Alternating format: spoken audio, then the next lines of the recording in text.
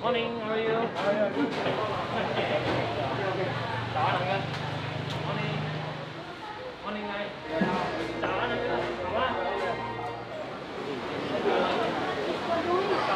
Yes. My working style is just to be me. I mean, I don't dress up. I've always told people when I first entered politics that the same Louis that you've known all these years as an activist at Acres will be the same Louis you know now as a politician, as an MP. And I think that's important, to remain who I am, to be here to provide a listening ear, a helping hand, and a voice for everyone in Parliament.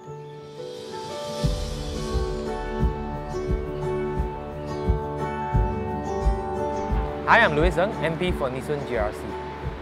My journey really started in 2008, where Minister Shanmugam was the guest of honour for the Acres Gala dinner. And I remember when I finished my speech, I came down and he said, tell me what obstacles you're facing and let's try to clear them. And at the same time, tell me that, Louis, you cannot just help animals, you've got to help humans as well. So I've spoken up a fair bit for single parents, single unweds, divorcees, for our migrant friends, for sex workers, for low-income families, and really so that everyone has a voice in Parliament.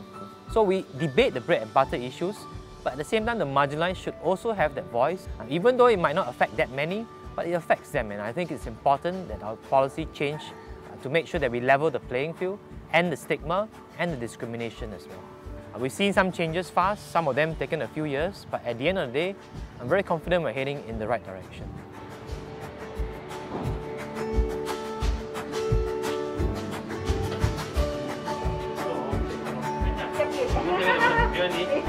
Okay. Everything I've done here in Nee Soon East is not possible without our really strong team of volunteers. You see them reaching out to residents, distributing food. You see my legislative assistants who really are the pillar of my work. I couldn't speak up on so many issues and do all that research if it's just me. But we have a team of very passionate people who want to speak out on this issue, who are passionate about those issues and want to see the policy changes. We're a very passionate team of grassroots volunteers, volunteers from Red Cross that come up with a mentorship program, Project Heart volunteers that bring the kids out. All these on their own free time, away from their family, so that they can make a difference in the lives of others. And I think I've been very fortunate and privileged to work with this team here.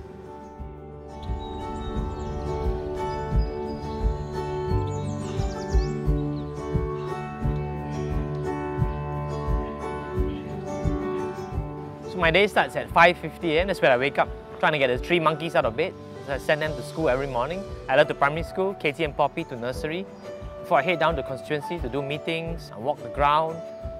Then I always make sure I pick them up for lunch, so again, at least I spend some time with my family before heading back out, either to the ministries for meetings, or back on the ground for more meetings, meet the people session, house visits, clearing emails. Every few minutes there's a few emails that come in, and I manage my own social media and emails, so that takes up a fair bit of time. And of course, also drafting the speeches, doing research for questions that I raise in Parliament. As I speak out on a wide variety of issues, that does take up quite a fair bit of time. But then I get home each day about 11 midnight, take a nap, before I get back, start all over again. And that's the beauty of it, every day is a brand new day.